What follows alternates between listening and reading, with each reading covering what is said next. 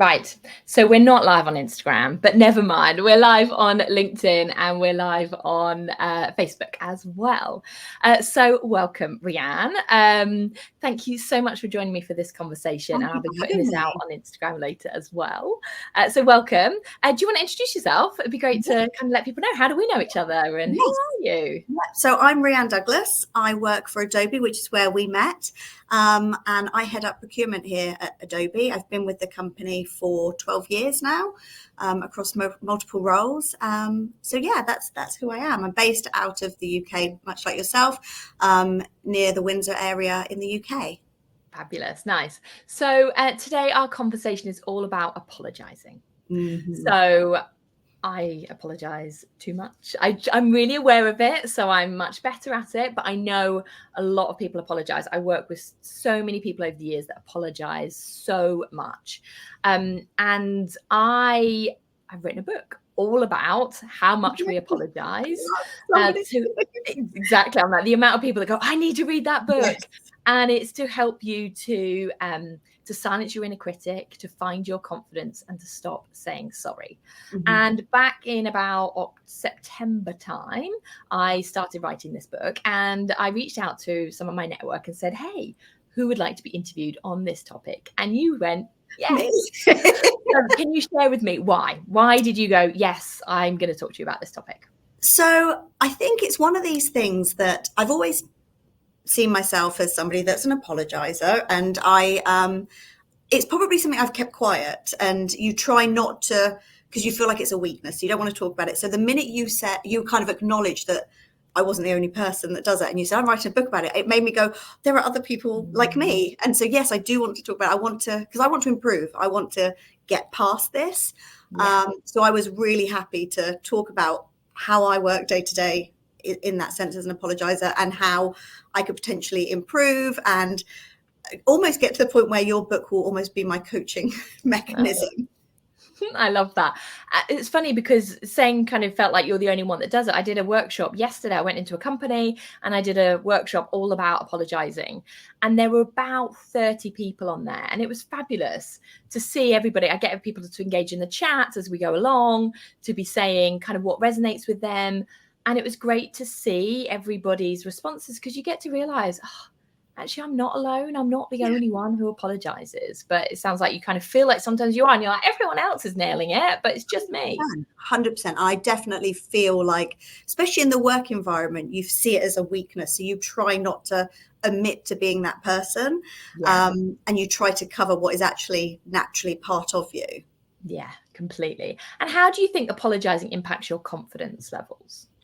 I would say there's almost an element of, I feel like I've apologized for my presence in the room before I've walked in, because for whatever reason, the minute I step in that room, especially in a work environment, there's going to be something I apologize for. I'm either going to apologize for walking in late, or I'm going to apologize for, I'm the type of person that will be like, oh, sorry, could you just move along a bit? Like I almost apologize for physically being there. And I know then that once I'm in that room, I feel like I almost shouldn't be there, because I've come in apologetically rather than come in feeling like I have a deserved place. So I definitely feel like it impacts me in those meeting environments, especially when I'm physically sat there going, I need to feel like I'm part of this room, rather than someone that's had to apologize their way into it. Yeah, no, I love that. And because it sounds like there's a couple of different things. There's an element around going, what are the things that you are saying? So you said, I recognize I'm apologizing even as I walk into the room. Sorry for being late. Yeah. So it feels like there's an element of knowing what you apologize for and being aware of that. But then there's also a deeper feeling as well. Yes. So let's talk about the first one first. So what are the things that you recognize that you say? What are the sorry phrases that you use? So some of the key ones for me would probably be really silly things. I can walk down the street, someone would knock into me, and I'd be like, oh, sorry. They've knocked into me, but I would instantly, it's a habitual way of me just saying, so I'd be apologizing for that. I would apologize if I'm taking too long. If I'm making a coffee at the coffee machine, I'd be like, I'm so sorry, I'm going as quick as I can. I shouldn't be apologizing for the coffee machine, because I don't impact how quickly that coffee is dripping, but I will apologize. And it's almost like I'm saying to them, I'm sorry I'm using something that you need at this moment, which then devalues me using it. And I think that then becomes a feeling that you take inside of, I shouldn't be using this, because by saying that, I've almost taught myself to then think like that as well. Yeah. So Definitely. yeah, those kind of day-to-day things. And it almost devalues the word, so that then when you need to genuinely apologize for something, it doesn't feel the same way that it should. That apology doesn't feel the way it should. Yeah. And that actually reminds me of something that we spoke about when I interviewed you originally. And I know before we started, you went, I can't remember what we spoke about, so don't refer back to it. But it just triggered something, which was, I know you said sometimes with your kids, they'll say sorry, but because they hear you say sorry so much, maybe the word sorry doesn't mean so much for them. So how does that impact? Yeah, because I find myself, and I'm sure my mum, if she sees this, wouldn't mind me saying, my mum is an apologizer. And I think I've learned a lot of that behavior from her just naturally. And I see the kids will start to do it. And so I want to make sure that they are, not saying it for the wrong reasons. But equally, I do find myself saying to them sometimes, oh, you've done this, go and say sorry. And then they're saying the words, but actually, unless it's coming from them and them wanting to do it, does it have the same meaning? If they've just been told to say it, are they just going to get that same behavioral kind of learned behavior that they just say it without meaning it? Yeah. So I'm trying to explain why I'm asking them to apologize at the time, but I don't always remember to do it. And I instantly think, you have to say those words. I'm like, especially with other people, because I'm like, oh, say sorry, you've not that child, or say sorry, you've taken that off them. And actually, if it's not natural for them to feel that they need to apologize, I possibly need to teach them more that rather than just the words. Yeah, definitely. And I know as well, when you think about kind of saying the words kind of, I'm sorry, if you don't know why you're saying sorry, it can take out the meaning. I know definitely with kids, sometimes like, what are you sorry for? They say, sorry, what are you sorry for? And the thing about apologizing is, it's not about saying, you can never say sorry ever again. I know I've been brought up with manners. I'm polite. It's like, we can say sorry. If we're late, we can say sorry. If we do something wrong, if we've hurt somebody, we can say sorry. So it's not about never saying sorry ever again, but it's about asking ourselves the question going, do I actually need to apologize right now? And the majority of times when people resonating with the book are going, I don't need to be apologizing all the time. Yeah. But it's not to say you're never allowed to apologize ever again. You're half an hour late and you just walk in, you go, Clara told me not to apologize. Like, no, it's not about that.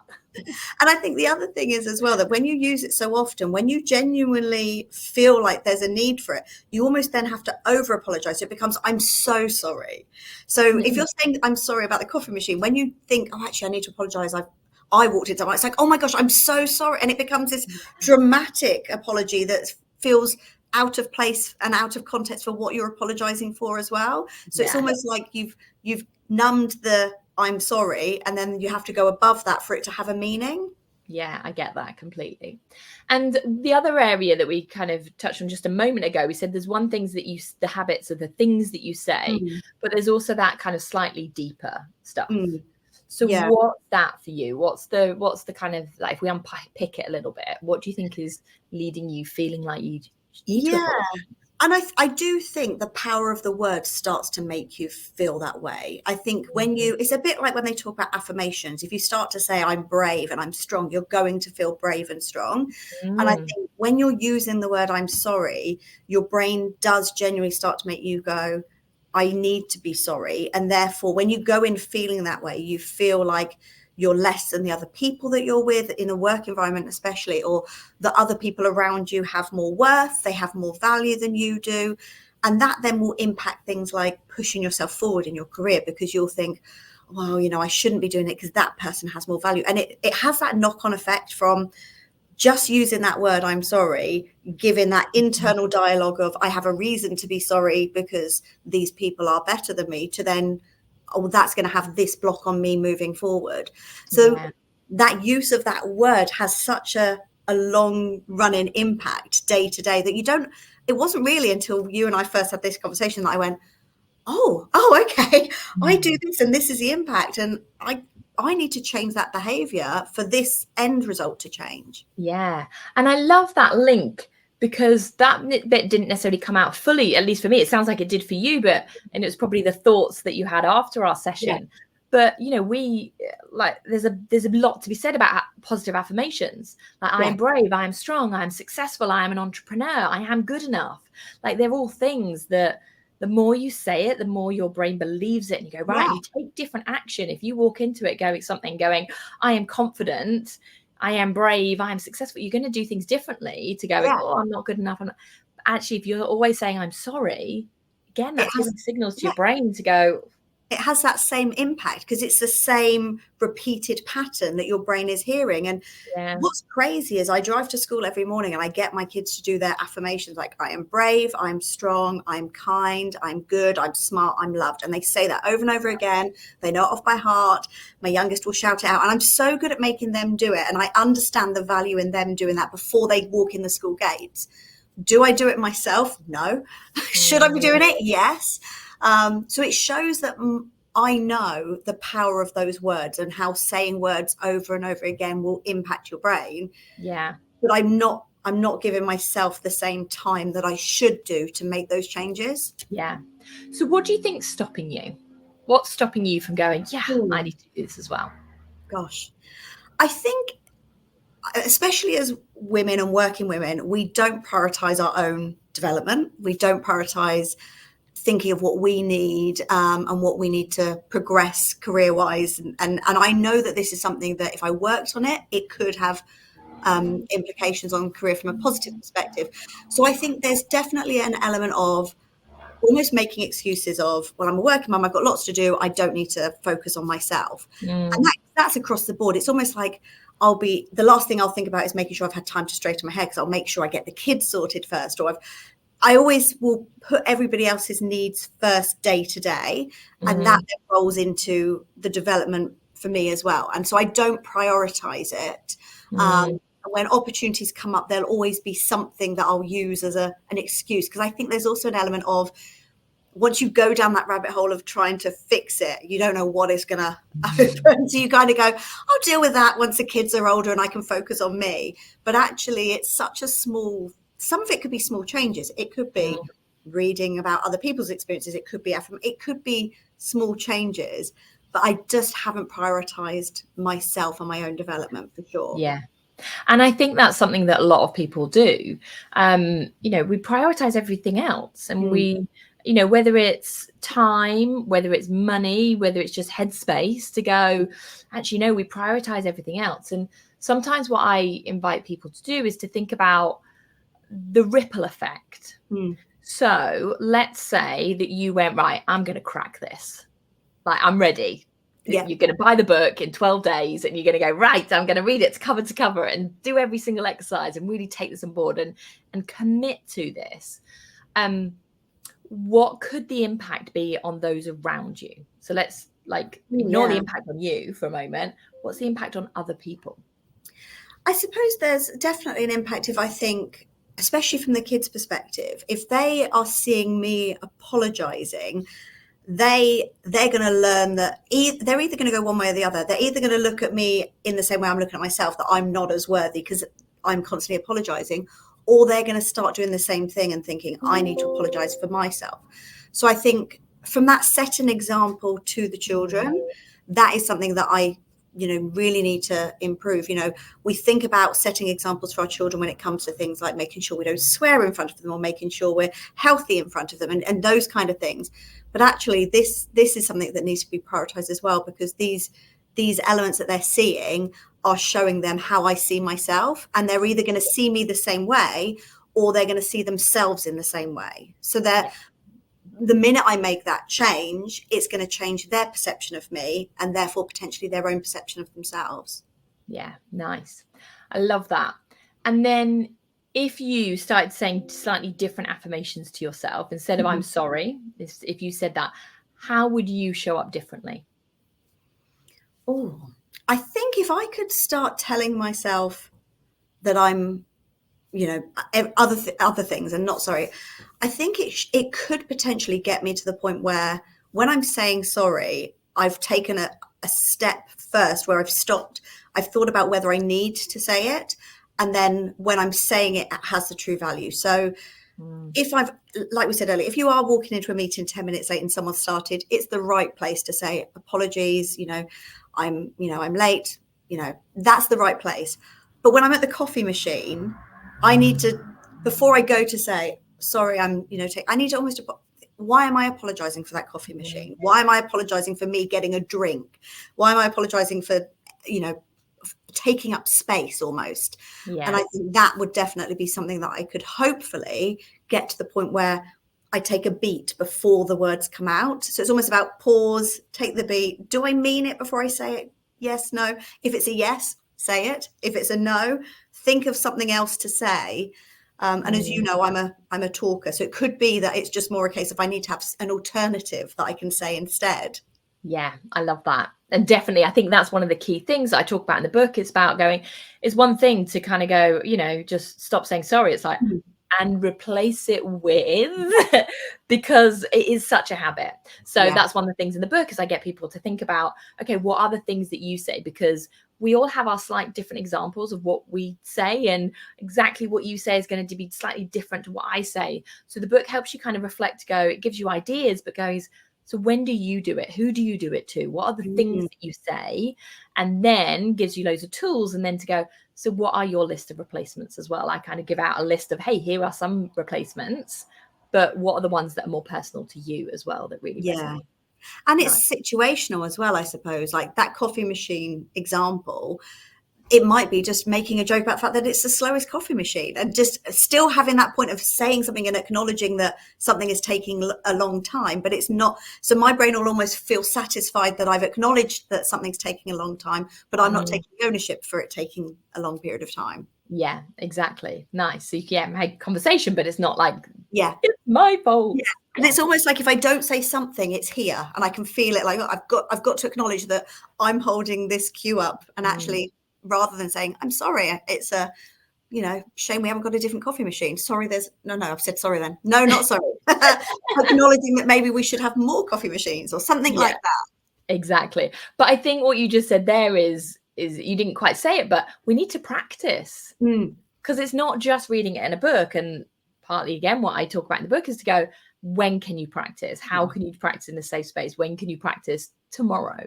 Kind of today. So we're starting straight away. And having accountability for practicing that as well. Yeah. Or having someone that will say to you, you just said sorry and you're not meant to be saying sorry today. And one of the girls in my team who's based out of Dublin, her and I have had this conversation, and we try and hold each other accountable. We had a couple of weeks ago where we said, right, we're not apologizing this week. We both do it too much. So this week we're not apologizing to each other because we don't need to. Because every example of when we were saying it to each other, there was no need to apologize. There was genuinely no need. So it's having that accountability. Yeah, exactly. It's funny thing was I ran a workshop yesterday with a company, and I went in, it was all about, I shared my apologizing rules, which are in the book, and ran this workshop. It's like 30 people or so. And the lady who organized it, she said that she had counted that morning how many times she'd said sorry. And I think we were together at 11, and she said, I'd already said sorry 5 times. Wow. And I didn't need to. And she's a senior woman in a big company. And it's like, nope. I would probably be at a similar number by that time in the morning. Absolutely. And so people just don't realize the meaning of it. So because they probably don't hear you say it because you say it so often. Exactly. So a question I've got for you, because you almost went there and then you stopped yourself, is the affirmations. You said, if I could say different affirmations instead of I'm sorry, and then you went, and then you went, no, I'm not going to go there. So I would love to invite you to tune into your inner cheerleader. So I talk about having an inner critic and an inner cheerleader. So what would your inner cheerleader want to remind you? What are the affirmations that you go, this is what I want to remind myself every single day? I think I am worthy would definitely be one of them. And especially in that work environment of feeling like I am worthy of being there. There's a reason I'm there, and I don't need to feel like I have to apologize for my presence. So I'm worthy of being in that room. I'm worthy of being in that meeting. I'm worthy of doing the role I do. So I think that would definitely be one. And I feel like if I could say it enough, it would become a thought process. I think brave. I get the kids to say it. I'm not naturally a brave person. So I think it's almost like having that inner lioness come out. And we all know there's times when we have to be brave and we surprise ourselves and we're like, oh, I can do it. But day to day, I don't think I'm a very brave person. So I think I would potentially use that and take that from the kids and say, actually, I should be saying I'm brave. So I'm worthy, I'm brave. And if I was having another one, probably I'm enough. Nice. So that I don't feel like I'm constantly trying to put myself down, that at this moment in my life, I'm enough for what I'm doing, or in that particular instance, I'm enough for that. So they would probably be my three. I'm worthy, I'm brave, and I'm enough. Nice. I love those. I'm going to invite you to write them down so you don't forget them. Now you said that. Next time I see you, you're going to say, have you been saying them every morning? Exactly. That little bit of accountability that you said you wanted. Yeah, I need it. And my invitation to you as well is, because part of building a new habit is if you can attach a new habit onto an existing habit, then that really helps. So you already have a habit where your kids say that they're affirmations. So how about you attach it to theirs? So at the same time as they're saying theirs, you say, I'm worthy. I think I could actually. And maybe to start with, before I feel brave enough, maybe I drop them off, they've done theirs. And then in my journey from dropping them to work, that's when I say it. And then when it starts to feel comfortable, I could say, okay, let's both do our affirmations and make it, that one. But I definitely think you're right, it has to be attached to some kind of habit that already exists, whether it's brushing your teeth, while you're washing your face or whatever. There has to kind of have that attachment. But for me, we do it with the kids in the car on the way to school. So I think maybe that's where I need to do it, in the car, because I'm not looking at myself. I'm doing something else, so it doesn't feel as overwhelming. I don't think I could do it looking in a mirror, for sure. I'm not a fan of that. I know some people do, but I'm like, but for me, I don't think I'd take it as seriously. So I think just saying it without having to look at my face is probably the right time to do it. So if anyone sees me driving around the local area and I'm muttering away, I'm doing my affirmations. I love that. Fantastic. You have been an amazing guest. Thank you so much. And you are brave, because you've come on and done this live with me. I messaged you going, do you want to do a live? And you were like, yes, straight away. So you definitely are brave. It's been lots of fun. Yeah, thank you so much. And I would leave just to say, my book is out on the 18th of June. So make sure you sign up to my my book VIP waitlist. If you go to tararawcoaching.com/book24, so that's tararawcoaching.com/book24, then you can sign up to my book waitlist, where you will find out about prizes. You will see some of the behind the scenes info about kind of what's going on with my book journey as well. And you would also get the link to buy it directly into your inbox on release day as well. So make sure you sign up. And Rhian, thank you so much. And I hope those listening that this has resonated as a topic, because I know it does with so many people. Thank you so much for having me. Thanks. Thank you. Bye, everyone. Bye.